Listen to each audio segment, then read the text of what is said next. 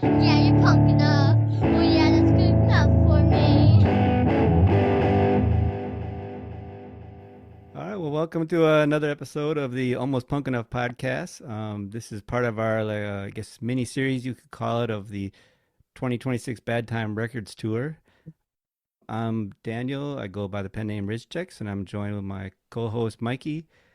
And today we're lucky enough to have three members of the ska group from Mississippi called Flying Raccoon Suit. I believe we have Andrew, Jessica, and Curly joining us. Thank you so much for being with us. Thank you for having us. Yep. For anyone Shut who's up, Andy. For anyone who's not familiar with your band, I'll go through a few of my notes and then you can tell me all the things that I got wrong. Band was formed around 2010-ish, but the current lineup was kind of solidified, from what I understand, 2015-16. First album was put out in 2021, or I'm sorry, 2016, was called Makes a Friend. And then your 2021 album, Afterglow. And then you joined Bad Time Records and put out the Moonflower LP. And here's where we are now. Yeah. That is 100% factual, and do not let anyone ever tell you otherwise. Well, I know there was maybe a earlier release that maybe we don't talk about. Maybe. No.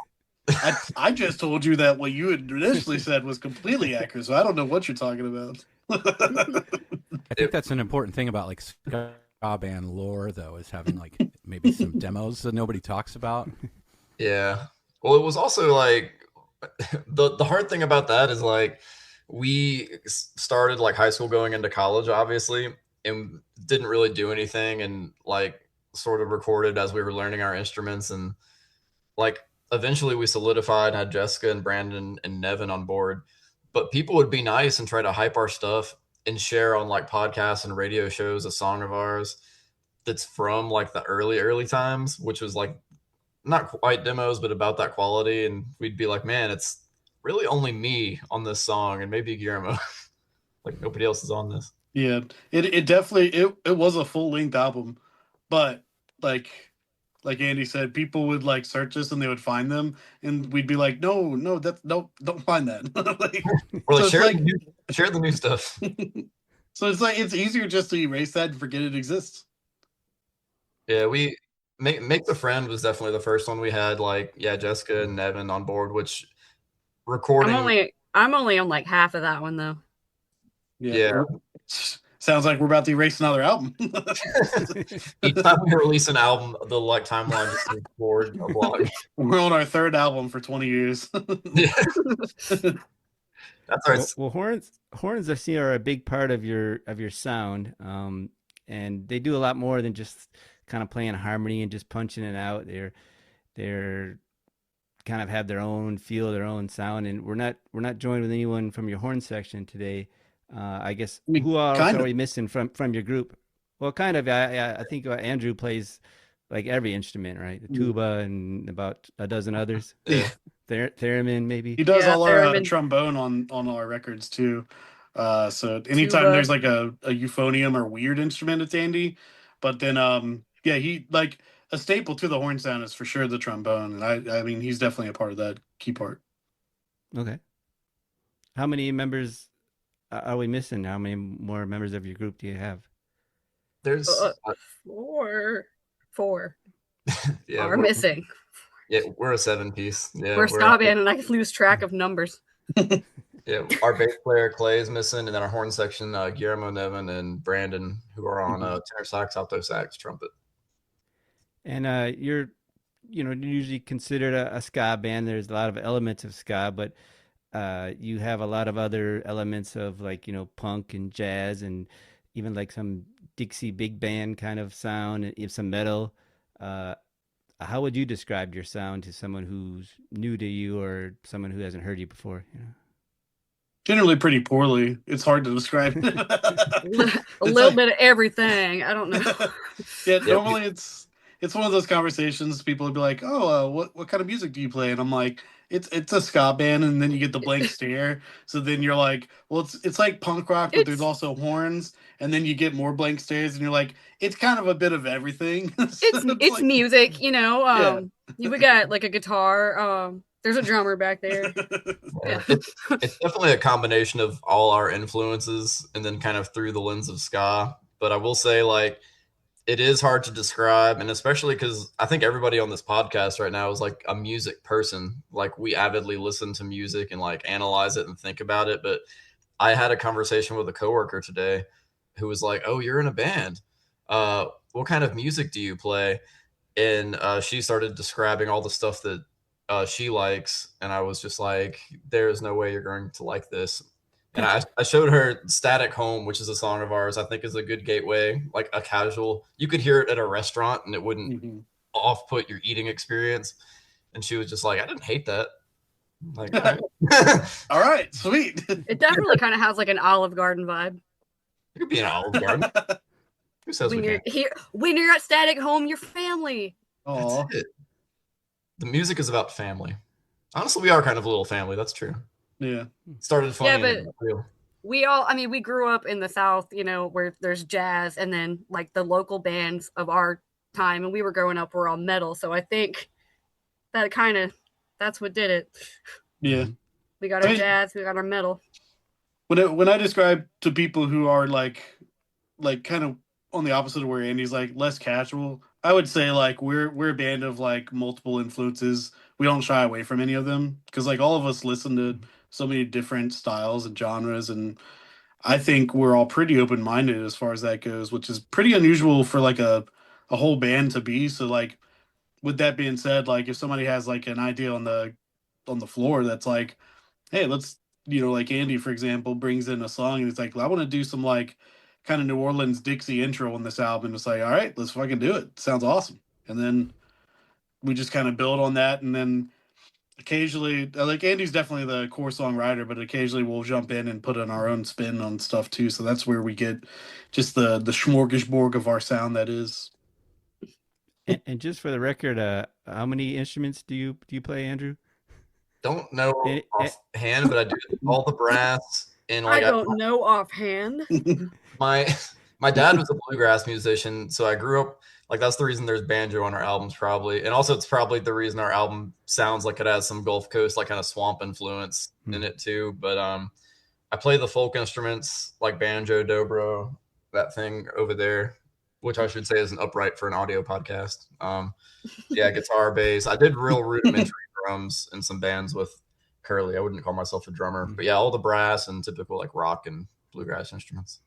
and some 8-bit programming I've heard too. Yeah, I did that for a long time. It's been a minute, but maybe 4 or 5 years. I kept that going, putting out covers of other bands and trying to raise a little money for a charity I cared about. But yeah, And then Curly, you produce and record everything Yeah, that's for the actually band. So that's how we ended up kind of crossing over. Well, I guess that's how I joined the band was that first terrible album. I produced it, so it's on me. But yeah, I mean, me and Andy were friends before I joined Flying Raccoon Suit, and they were doing a lineup change where he was moving from drums to guitar and vocals, and he was like, "Hey, do you mind like recording our album?" Because I was doing that with like my bands at the time, and just learning studio stuff. I was in school for it and all that. So I was like, "Yeah, sure." And then during the lineup change, he's like, "Hey, also, we got a few songs here that would be pretty cool if you did drums on them." I was like, "Yeah, sure." And then he was like, "Hey, do you mind filling in on a couple shows?" And I was like, "Yeah, sure." And then he was like, got your 10 ass. years later, he's like, "Hey, got you, bitch." That's like exactly how my origin story happened.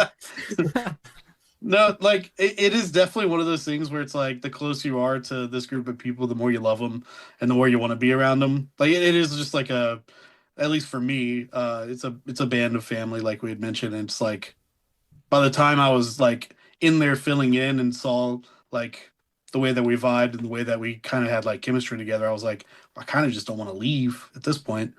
And then yeah, here we are. So I do want to say, Andy Stockholm syndrome, dude. Yeah. Oh, and then Yeah. on the production side of things, like I produced all our records and eventually got pretty good at it. It took a while, but I got there. Album is better, and we have such good chemistry now. Like we are always writing and recording stuff, even though we're not Mhm. on a timeline. And Curly and I were working on some stuff yesterday, where Curly was like, "I don't know what I want, but I want like a sound." And I was like, "Do you want this?" And he was like, "Yes." And I was like, "How the fuck did we communicate that to each other just now?" It was so funny because it was literally like I was like, I don't know how to describe this, but it's like a pinprick. And then Andy found the exact note on the guitar. And I was like, yeah, do that. Yeah, This is we've beautiful. I want to say, and I'm glad that Curly said something positive about. You said I got pretty good at it because I think one of your greatest strengths as a band is just how organically wonderful your records sound, and I mean that genuinely. Hey, man, In a thank you. world of like John Feldman shit, where like the horns sound like Yeah. synthesizers and the vocals all sound like the same singer because all the soul has been auto tuned out of them. Yeah, What man. makes Flying Raccoon Suit so great is that you can hear the wood of the snare and you can hear Jess's actual vocals. You can hear every horn individually if you're a giant fucking dork like me and you focus on it. we But appreciate it. I think if you stood up against even a lot of your heroes in the genre and you played your albums next to them, you would hear how much better your shit sounds and how much realer your shit sounds in there. So, hell yeah. That means Hey, a man, lot. That's a I huge I appreciate compliment. that a Thank lot. you. That's wild. I know I am. I mean, like, again, like, I'm not where I want to be, but I definitely recognize from Afterglow, like, I'm like, man, I'm really proud of this now, and like, I don't feel any shame on like owning it anymore. When Maybe before then.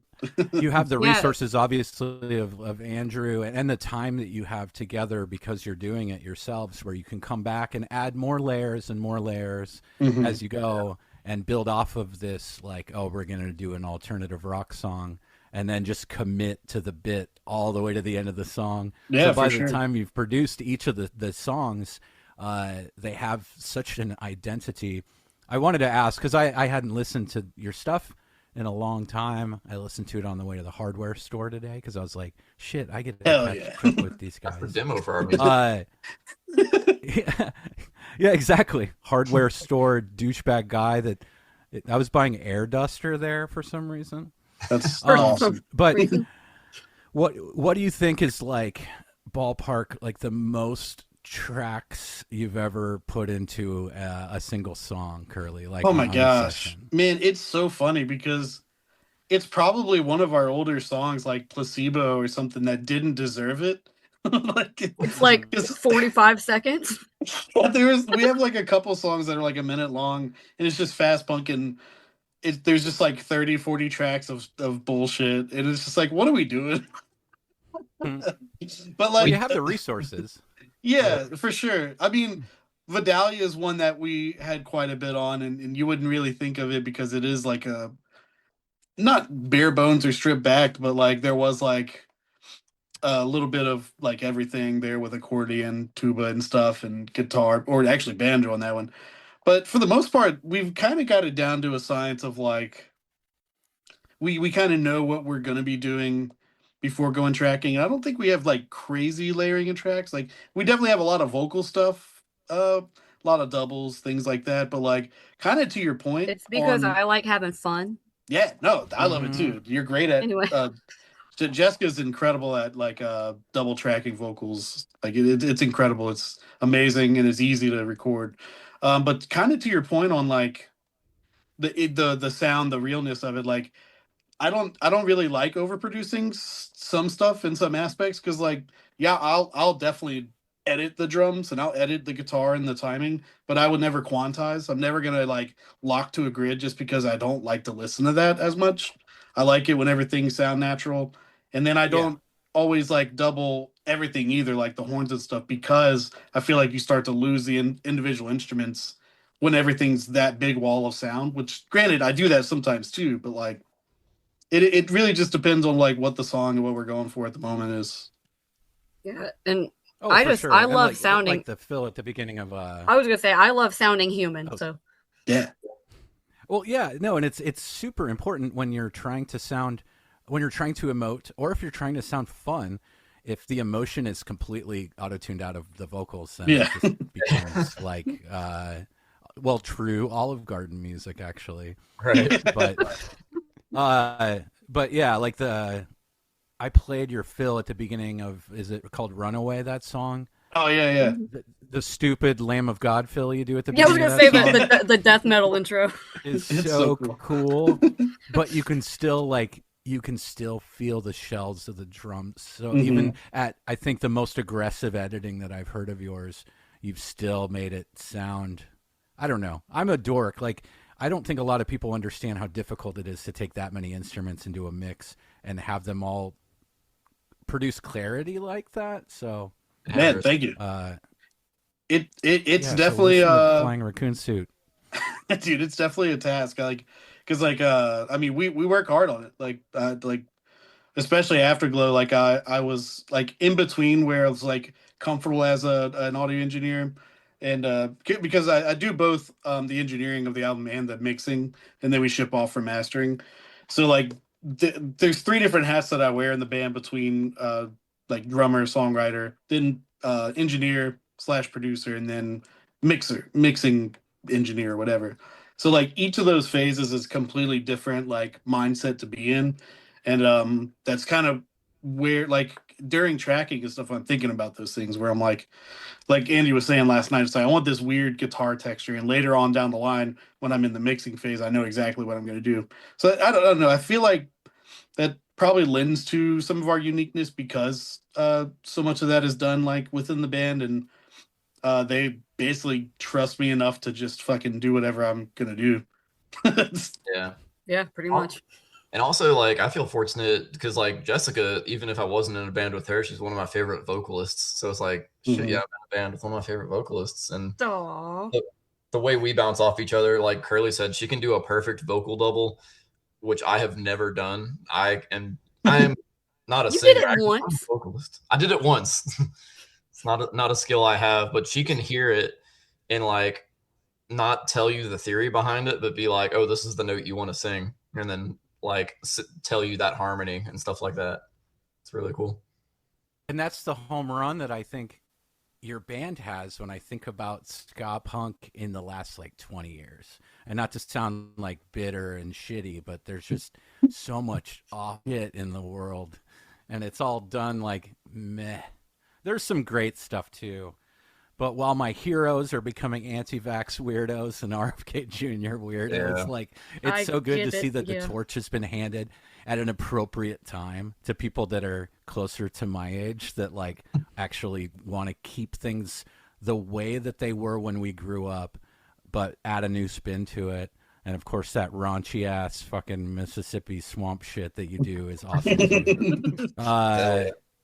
I intended on talking too much and then handing it over to Dan so I can cook dinner for my wife. So I'm going to do that here in a second. But yeah, thanks for having me. That's going to be the new way we describe the band is like, it's like a Mississippi swamp shit. We like to make it stanky.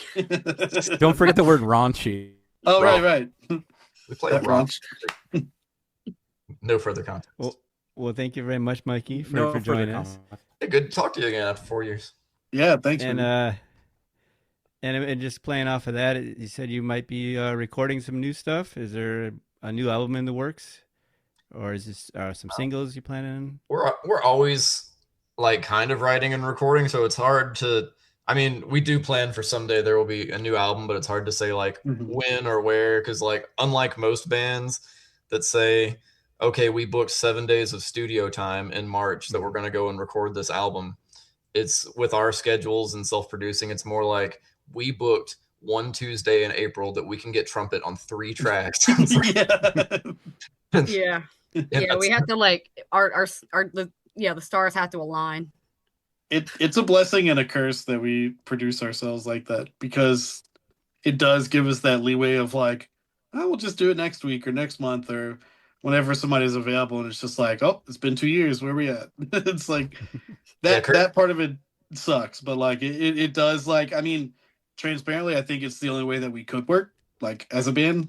Yeah, like I don't know how some bands do it, where they do say like, "Hey, we're gonna spend a few $1,000s here to book some studio time," and then just knock it out like that. It's just like, man, that's wild. I can't imagine functioning like that, at least. Yeah, like, and also just, I mean, we're very fortunate, like, that this is kind of a family and everybody sort of has their own jobs in it that, like, makes this keep going. Like, if Curly didn't produce us, it's hard for me to imagine what we sound like or how we work or, like, what would we even be, like, doing this in 2026? But yeah, I mean, the self recording thing, yeah, definitely a blessing and a curse. But we are, always working on new music. We have this discussion a lot because a lot of musicians drop singles constantly to kind of stay in the algorithm, stay in the feed, like play the numbers game, keep it up. Mm-hmm. But I think we come from the background of, like, as people who appreciate music, like we like albums. Mm-hmm. Mm-hmm. So we did drop one single like last year, which is on the Bad Time Records comp, actually. Shout out that, called Mothership, because historically we've given the concession, like, all right, we'll do one song, Proof of Life. And then Was that recorded specifically for this comp, or was that a single you put out? Because you put it out like about 6 months ago, correct? And now yeah, the comp is just coming out. Was that something you recorded It separately? it was something Or- that we recorded for the album, quote unquote, but we also went in kind of knowing, like we did with the last two albums, where it's like, well, Static Home was a single, but was a also a song on the album, and then we did the same thing with Runaway. So we kind of had that in our mind of like, well, we've also got an upcoming tour to like go on. It'd be nice to put out a song, and then also doing the Bad Time tour. It's like, well, yeah, we could submit that to the comp and. Yeah, we released it right before we went on the Cat Bite and Rodeo Boys tour. Mm-hmm. yeah. And yeah. well, speaking of the tour, did you have something you wanted to add there, Andrew? Oh no, that was it basically. I was saying, well, speaking of the tour, the last big Bad Time tour, I think you hadn't quite signed with Bad Time, or had just signed with them, but now you're on the label, so now you get to be on a part leg of the tour. Yeah. So I guess how excited are you? Are you have all your ducks and your tubas and your megaphones? Are they all packed and ready to go? No, I haven't quite bought all the ducks I want to bring yet. The first Bad Time tour, the timing was so funny because, I mean, it takes a while to put an album out. So I think when they were promoting and doing that tour, we knew we were going to be on Bad Time like later that year in November, because it takes like half a year to submit, like, you submit your album for pressing and whatever. And people were like, they thought we were already on it, for one, and they were asking us if we were going to be on it, and we have to say no, but we can't say like our album comes out in November or whatever. And then other people were like bothering, like Mike and Bad Time, in the comments, like, bring Flying Raccoon Suit. We're like, leave him alone, he's putting our album out. There's so much that goes into play on planning any of this stuff. It's just like, it's wild that like, especially like a tour like this is all planned 6 months, a year ago. It's just like, who knows like what's going to be happening 6 months from now? Like, gosh, especially in the music industry. If you see a band say like, what cities do you want to see us at in 2026? That's usually engagement bait to boost them in the algorithm, because they already know where they're playing. Yeah. Oh, for damn sure. Well, speaking of that, it looks like you've got some great venues and cities you're going to. You're playing the Black Cat in DC, the Camel in Richmond. You're coming to my area, which I'll be at the Charlotte show, and then Atlanta and Orlando, I believe. So is there certain venues or spots you guys are looking forward to the most, or haven't been to? Or... I have never been to any of them, but I've heard good things about the Milestone, how it's like a quaint, intimate thing, which I'm looking forward to. Those are like my favorite. Mm-hmm. The Charlotte one, actually, where you're going, that is the city our original bass player lives in, which didn't leave on bad terms or anything. He's still our homie, so we get excited to play Charlotte just because we're like, we're gonna see Josh and crash with him and stuff like that. That's always cool. We love our Josh. Yeah, I'm just excited, just in general, that we're a part of it. It's still very heartwarming and very like kind of unbelievable. I don't know. It's that imposter syndrome still hits me all the time. Literally, I was about to say that. like, so what the? Yeah. And like we've been doing it so long now that we should be over that, but it still happens where it's just like, dude, we're about to go on a tour with the Bad Time Band. It's like, oh wait, we're a Bad Time Band. Yeah. It's like, oh yeah. Oh, that's us. Yeah, and like the fact that like Charlotte sold out, I was like, I don't know if 20-year-old me would be like, we sold out a show? We? Yeah. In what year? And the Yeah. Black Cat in DC, I'm in another band called Joystick, and I remember that venue and the basement of it very well. We played Catbite's second ever show there when they were like a baby band with that different bass player that didn't last very long. But like, Oh, that's a great venue. Yeah. I have a fond memory of that. Getting back to the venues, and the tour, is there anything you have special planned? You have for your set list or anything special you're gonna do at your shows? You have a special set list or rotating set list, anything, or is it all gonna be something you have to wait and see? GG Allen cover set For the milestone specifically. for the milestone. Perfect. The No. we some bands, I think when they do a tour, like they might change the set list for the tour and they do the same one every night. But we tend to like cycle through our set lists every night and stuff like that. So, and we might try to bust out a new one. Not really sure yet. I do try to make a conscious effort of like, we can't play all the songs we want to play. So if I do see somebody say like, hey, in Virginia, I hope you play blank, I'll try to make a mental note of it in case we can, to be like, okay, this night, let's make sure we play blank or something. Yeah, we've hit that point as a band where it's like a good problem to have, but it's just like there's so many songs that are like, well, we have to play this one, well, we have to play this one. We reach that point, it's like, well, we can't play all those, especially on like a 30-minute set. So you have to like choose between your favorite babies now. And it's like, I'm with Andy where like I appreciate if somebody's going to the show and it's like, dude, this is my favorite song. Like, can you do this one? It's like, hell yeah, like let's go. So it reminds me of when we played with Catbite and that little girl. We had this set list and we had cut Red Herring out of it. We were gonna play Eat the World, and then Andy goes, our last song is, and he was gonna go Eat the World, and she goes Red Herring, and we were like, well, okay, now we have to. It's like, what are we gonna say no to this adorable little girl? Yeah. Yeah, that was precious. And there was another one, like we traveled with Runaway Ricochet like a year ago, and I remember in Memphis, which was like definitely a smaller show, some guy was like, hey, I drove out here to see y'all, are you gonna play what was it, Everyone Else in Red Herring? And I was like, we weren't, but we are now. And like, yeah, we'll slip that in there. So definitely, like the fact that people care, like still blows my mind. So if we can do something for them, we'll try. But sure. We'll crank it up a bit. And secretly, I like playing the varied set list night to night just because it gives it just a bit more of a unique flavor every night instead of having that like night to night like it's the same thing. I like to have that challenge of like, oh, I get to look forward to, hey, 2 nights from now I get to play this one, and it is challenging for sure because like it's so much easier to just like get a set like tight front to back, but like personally, I kind of like it whenever bands you see them sweat a little on stage. Yeah, one of my favorite bands of all time is They Might Be Giants, and they will literally look at the fucking wiki page that the fans keep up with to see what they played in a city last time they were there. Play none of that for the fans.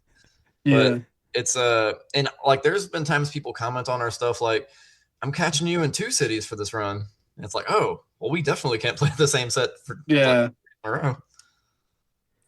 Well, we already mentioned the new song you put out about 6 months ago called Mothership for the comp, but you also did a video for that one, which had a lot of fire in it. Do you want to speak at all about the concept of the video? Well, it was, we were packed inside of like a really sweaty brewery that had like no AC in the middle of New Orleans, like in the French Quarter, which is Clay's workplace. And it was a little awkward because like business was going on like right on the other side of like this curtain. Yeah. So like they're hearing us blasting the song over and over again, and they're like buying beer and like nachos over there. But yeah, this was like early morning too. Yeah, it was very early in the morning. That's a 2-minute long song too. So over a period of hours, they heard that song a lot. Yeah. But it was very fun. But the concept, we really didn't have a concept at first, but we worked with like the cool background behind us, like the cool frames. Mm-hmm. And our video guy Jeff, love him to death. He decided to like make the frames look like they're on fire to like give it this, like everything's burning down, and like because the song's kind of about everything's burning down right now. So yeah, I kind of took that concept and ran with the fire. Yeah, it was Jeff he literally made a movie with Clay. Yeah, he did. Amityville NATO. So we've got that connection there, and man, that dude knows his stuff. Like he's super easy to work with. He's super professional, and like he's not afraid to throw out some ideas. So whenever he was like, "Hey, what if I like add in some like CG fire?" I'm in my head because I'm a terrible video editor. I'm thinking of like the cheesy green screen bullshit. I'm like, yeah, sure, why not? But then whenever he like showed us what he cooked up, I was like, oh damn, he's got some real shit going on. Okay, like that looked like that really happened. Yeah, my head was on fire. That was crazy. Yeah, he did. You think AI did that? Yeah, I was gonna say he did so good that somebody on Reddit accused us of being AI, and we had to come in and be like, "No, somebody edited that." Like a producer did that. Well, speaking of music videos, there's a NoFX video that came out a few years ago, and it's called "Darby Crashing the Party" around my party, and there's some graffiti on the wall. It's this Flying Raccoon Suit with like the line through it and circle. Yeah. Do you know? Can you tell us maybe a little backstory on? Man, we've been beefing with these guys since. Yeah, they fucking they hate us. They hate us. No effects. That would be pretty sick, though. No, but basically, Chris Grau, the guy, he made our Swan Song music video. There was like some mix up. He accidentally typed F for Flying Raccoon Suit and accidentally sent like our video to Fat Mike. Oh, okay. And so he wanted to like make like his own version of that, but put our name on the wall like as like I guess a shout out. Yeah, it was one of those where it's like, hey, I know I shot this video for y'all, but they want to take that idea and do it. So like to make up for that, we're gonna just put you guys in the video. And it's like, to be honest though, like I don't care. It like if you were to watch those two videos side by side, they're like nothing alike. So it's just like, yeah, conceptually it's a beat up house and they're fucking it up. But like they're like literally like shitting on it. Ours was like the maybe we did too. Maybe we did too. Hey, maybe. It was only from the torso up. Yeah, that Mike basically he just took the idea of destroying a house and then wanted to make a music video, quote unquote, based off ours. But the thing we were worried about was, speaking of how long it takes to make an album, we shot that Swan Song video in December of 2022 for an album that didn't announce until September 2023. Yeah. So he got the idea for the NoFX music video, shot and released it before our song had ever come out. Mm-hmm. So we were initially just a little worried, like, well, people think we're copying them. Like Flying Raccoon Suit shows up in their music video before our music video comes out. And then also when the NoFX video came out, we had people DMing us and stuff being like, hey, you got to see this. You don't want to miss this. And we can't explain why we're in it yet because we're waiting for our album to announce. I got that from like 5 different people. Yeah. So I mean, end of day, again, like we're not the first or last bands to destroy a house for a music video. No. The whole thing is really fucking dumb, but also it's kind of cool because we're in a NoFX video. So it's like, my favorite thing is when you're punching the wall, like this behind me, like the Rock'em Sock'em Robot. Oh yeah. I actually love that video. It came out really well, the Swan Song one. We need to destroy another house. Yeah, the NoFX thing is destroy. Oh god, we've exhausted so many options of our houses with these music videos. I like Keep the World videos where I'm recording this right now, and then Toss and Turn is in Curly's kitchen. Mm-hmm. Hive Mind is in the room over there, and Driftwood. Sunflower was in my old apartment. Yep. Yeah. There's not a lot of places out here. Yeah, dude. We actually had an idea. In the world. We had an idea to. I think we were gonna like basically copy a No Doubt song, but we needed a garage. But we literally used all our resources. Could not find a single person with a garage we could use to actually record a music video. Yeah, crazy. Yeah, we were gonna do a video. Like the song is completely different, but it would be a shot for shot thing of Sunday Morning, which starts with like a band playing in a garage, and then there's like a food fight and this different stuff. But yeah, with just no garage, knocked that idea out of the park. We're like, all right. The only reason, okay, so like I have a yellow version of like the blue polka dot dress she was wearing, and I don't want to do this anymore, by the way. Yeah, Gwen is different. Oh, well, yeah, I don't want to do this anymore, for the record. But I love that dress, and I still want to wear it someday. So that day is today. Well, what'd you just say? That day is today. Okay. around that same time a few years ago, I was lucky to be part of we do like a track by track discussion of like a tribute or cover album, and we did the Operation Ivy one was More Than Just Another Comp, and I was pretty blown away by the cover that you did of Missionary, because you took that song and you completely gave it a whole different feel. Even like the lyrical delivery and the tone and everything was just completely different than the original, but you still could tell it was the original song. And I don't know, is there anything you want to add on to kind of the process of that tribute song you did? And I'm a huge Op Ivy song Thank you. Op Ivy a fan myself, and so that was one of my favorites off that, and it was a huge comp too. It had. Thank you. Yeah. That means a lot from a fan, especially because sometimes if you mess with gold, it's sacrilege to the. Well, when you just do a straight up cover, it can be good, but if you don't put some of your own spin on it, it's like, well, then you're just playing it. You're not. Yeah, I didn't put as much angry punk in there, but I mean it's still some kind of angry yeehaw in there. Angry yeehaw. If you really listen, there's a little angry yeehaw. There's definitely in there. a little, yeah. I called it in my review. I put had a Dixieland jazz big band feel. Yeah, that was definitely one of those examples of like where our influence is on our sleeves, and it's like, what does Flying Raccoon Suit sound like? It's like kind of like this sometimes. Yeah, me, Brandon, and Nevin cut our teeth for like a decade playing in a brass band together. So like being able to improvise and play that style was just super natural to us. Like tuba is the instrument I'm best at, even though I play it in almost none of my original music. So I was like, I can show off on tuba. Hell yeah. And Jessica's able to pull out like this sweet jazzy voice for it, like or whenever she wants. Curly did some different stuff with the drum production to make it sound more like a street band too, like not overproduced. Yeah, I purposely stuck to like only close mics and like I think a mono stereo head. I mean, Jesus, a mono overhead. And then I think I did banjo on that one. I can't remember. You did, yeah. Because you left in. I don't remember why.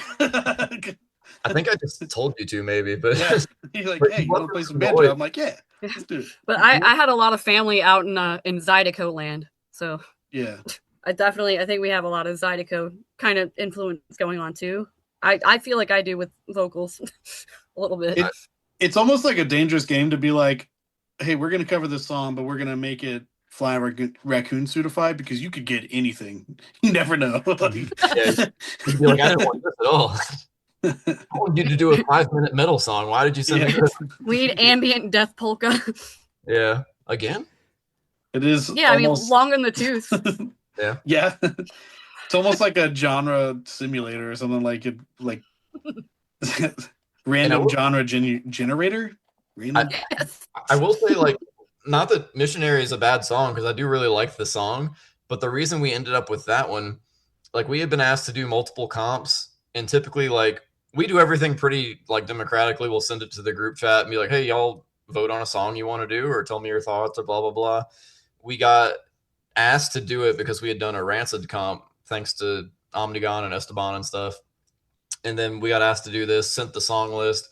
I sent the song list to the band chat and was like, all right, y'all mull it over. Let me know what to think, or let me know what you think, and I'll get back to him. And then by the next day, like, I think most of the band hadn't seen that message yet, and almost every song had been picked off the list. Yeah, it's the last song, I believe, on the album, or on the original album. So yeah. Close to it, if not, yeah. Seeing Laura Jane Grace do that at Supernova was badass too. Yeah, is that what the one with Catbite? Yeah. Yeah, that was amazing. Yeah. Blowing through like every song in a 30-minute set, like 1 second in between each song, and then just going into the next one. So outside the upcoming Bad Time tour, which I think your leg of the tour starts, I want to say June. Is that? Yep. Yeah. Do you have any other gigs coming up? Any other tours? Anything else you want to promote? Right now, no, but I mean, I guess just assume the quieter we are on that front, the busier we are on other fronts, hopefully. And But, like you said, basically. some of them, like Charlotte, have already sold out. So make sure Yeah. everyone, if they want to come check you guys out, get your tickets before they sell out for those other shows. I know. Yeah. I've been to the Black Cat. I've been to the Camel. Camel is kind of small, so it's a great Yeah. venue, but it's not that big. So get your tickets before they sell out. Yeah. Before I let you go, I wanted to ask. I know I've heard Jessica does like a really good Bart Simpson impression. Would it be too much to ask to maybe get like you're listening to Almost Punk Enough, Eat My Shorts or something?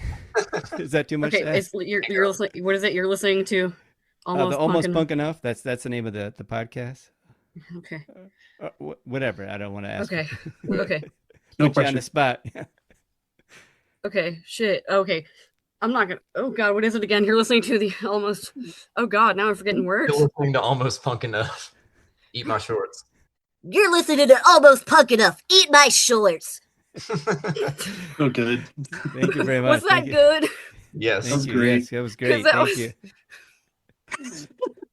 That made me anxious as hell. I'm like, Oh, sorry. I'm like, what are words? Not enough people ask her to do it, so maybe next time Oh. ask her to do dolphin Well- noises because it's No, incredible. everyone asks for a dolphin or Lois Griffin. Yeah. Oh, okay. I didn't know you could do Lois either. So I can do a lot of them actually. I can't think of them right now, but there's a lot. I know that makes me sound so like We believe you. I can do a lot of voices. well, thanks. I will again. say Go ahead. to the last point that you made, we don't have much to promote right now. So like with that being said, like you probably want to come out to these shows if you want to see us this year. I'm just saying. Buy them tickets, dog. I've already secured mine, so I'll be there at the Charlotte show. So thanks again so much for joining us, and we'll look forward to seeing you. And thanks again. Appreciate it. Yeah, thank you. Thank you. Thank you. Thanks. Bye. Bye.